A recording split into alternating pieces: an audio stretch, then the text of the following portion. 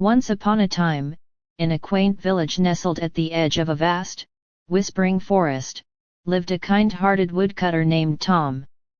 Tom was known far and wide for his skill with an axe.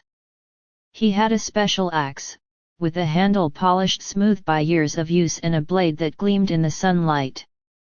Every day, Tom would venture into the forest to chop wood, singing cheerful songs as he worked. One bright and sunny morning, Tom went to a part of the forest he had never explored before. The trees were taller, the leaves greener, and the air seemed filled with a magical scent.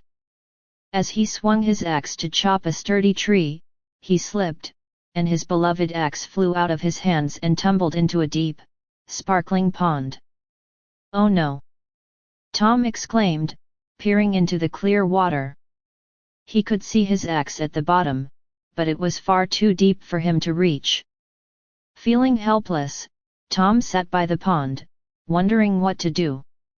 Just then, the water began to shimmer and ripple, and out rose a beautiful, gentle fairy. "Why are you so sad, dear woodcutter?" the fairy asked in a melodious voice. Tom explained his plight, pointing to his axe at the bottom of the pond. The fairy smiled kindly. "Let me help you," she said.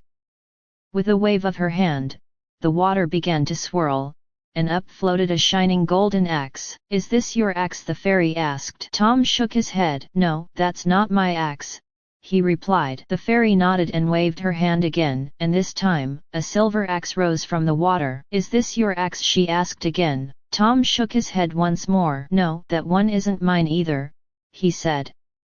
The fairy smiled, pleased with his honesty.